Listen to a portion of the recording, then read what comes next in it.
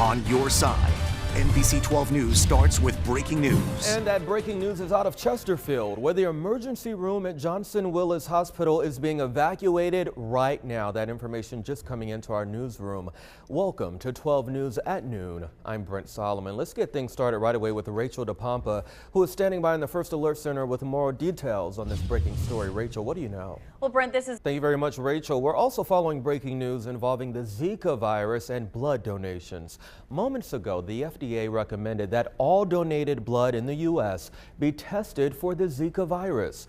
Previously, the requirement was limited to areas with active Zika transmission.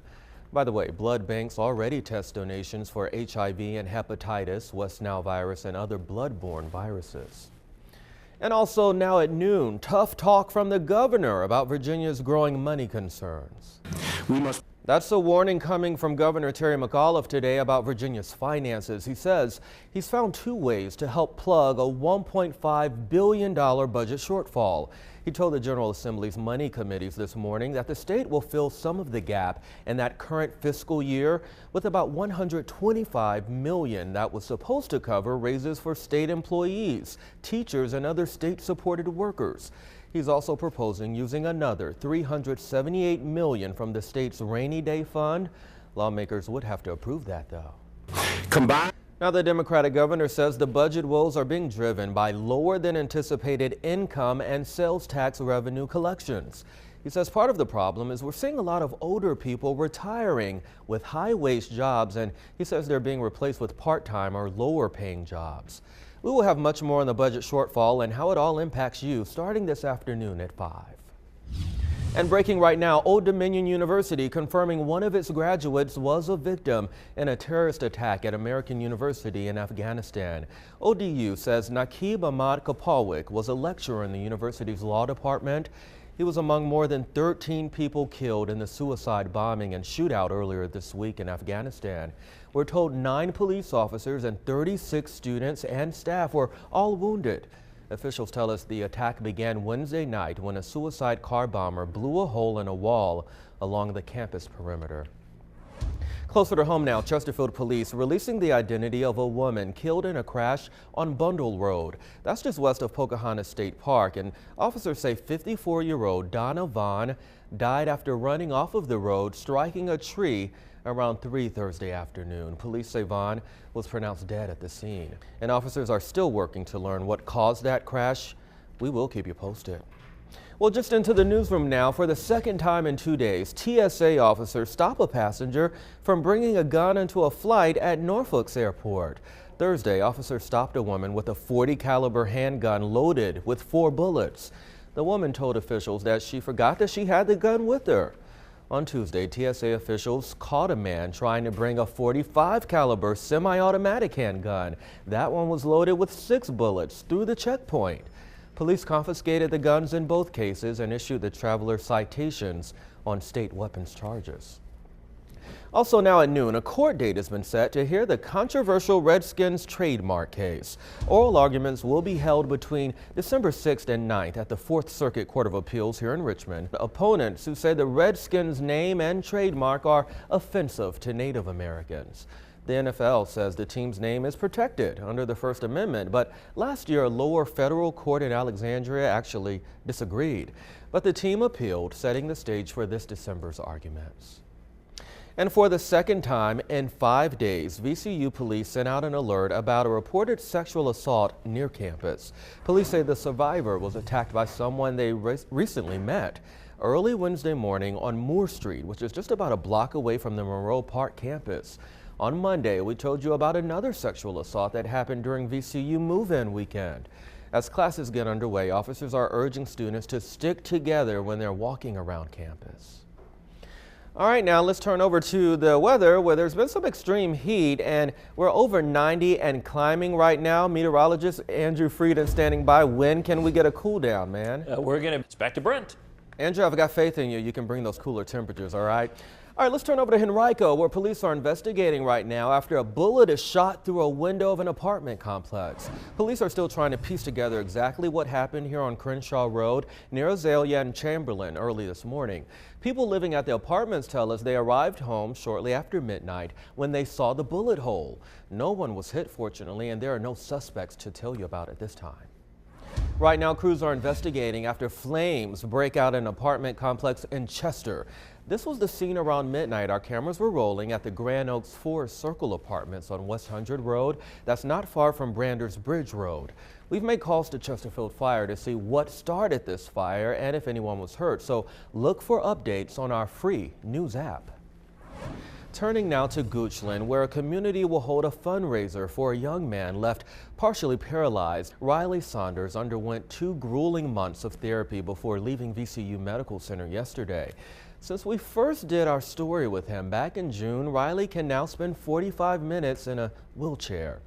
A community yard sale is set for tomorrow to raise money for Riley and his family. You can drop off donations between 6 to 8 a.m. at Napa Field on Sandy Hook Road in Goochland. Now the yard sale runs from 8 until 2 on Saturday. Well, more legal troubles for Tropical Smoothie after dozens of people across Virginia contracted hepatitis A at the smoothie shop. We've got the details behind the latest class action lawsuit. You'll want to hear about this one after the break. And Tracy's standing by. And Brent, we do have a traffic. Time now is 12:10. I want to tell you about a class action lawsuit representing over a dozen people. It's being filed against Tropical Smoothie Cafe, and this is the second lawsuit to be filed just days after dozens of people across Virginia contracted hepatitis A from the drinks at that smoothie shop. The lawsuit represents 28 people from across the state who contracted the liver disease.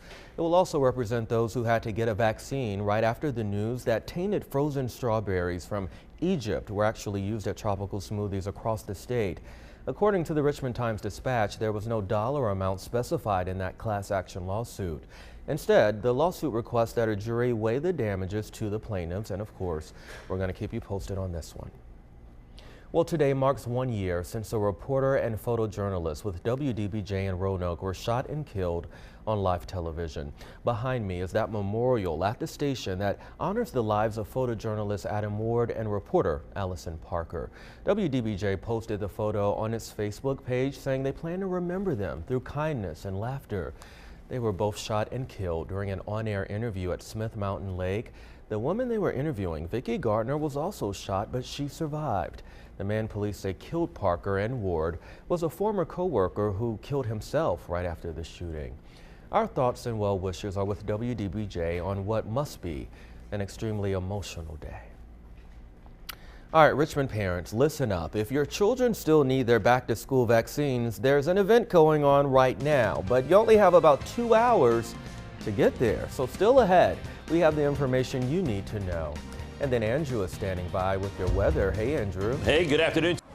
Time now is 12:16. Welcome back. Let's get a check on your roads now. Tracy Lynn standing by with a traffic alert. Tracy, something happening in Chester this weekend folks will want to know about. It's going to start tonight. Brent, back to you. Excellent advice there, Tracy. Thank you.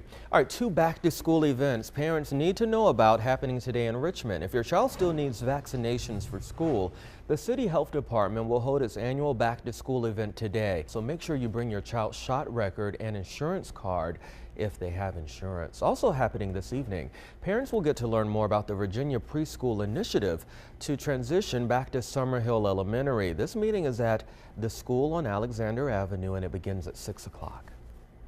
Well, tonight the Redskins are hosting the Buffalo Bills in a 3rd preseason game that could be make or break for several players.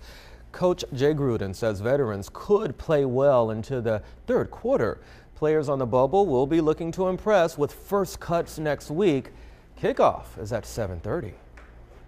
Accurate. Brent, over to you. Thank you, Andrew. All right, we're very fortunate now to have some very talented artists in our presence, and they're inviting you to check out an impressive showcase on display for the next few weeks. So right now I'm joined by international artist Ronald Walton next to me now. You own an art gallery in Petersburg. Yes, we do. And then you have a special guest with you. Yes, Najee Dorsey. All right, so listen, we're so excited about this. And we're calling this highlighting African American art. That's exactly what we're doing, right? Yes, we are. Tell us a little bit about the exhibit. Well, the exhibit is an art space that we're showing, Dorsey and myself.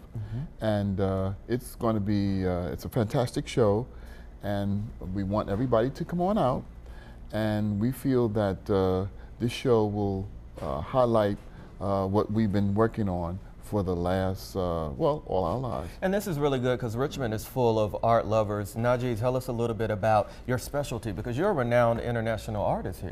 Yeah, well, mixed media artist, just coming off of 10 museum shows in the last 2.5 years. So I've been really busy, excited to be in Richmond exhibiting for the very first time, along with my good friend and brother, Ronald Walton. So it's going to be an exciting time tonight. And Mr. Dorsey, tell us a little bit about your specialty, your frame of mind when you're putting that when you're on the canvas. Oh yeah, no doubt. Well, basically what I do is mixed media collage. I do a lot of pieces centered around African American history and culture. I've got a few pieces I'll be highlighting tonight. There's when Slim Tucker discovered the crossroads. So there's a lot of Southern flair, Southern feel. I use vintage photography, found materials, and paint to basically express concepts about African American culture and life. 5 seconds or less. Is there a website or a Facebook page that people can see some of this artwork?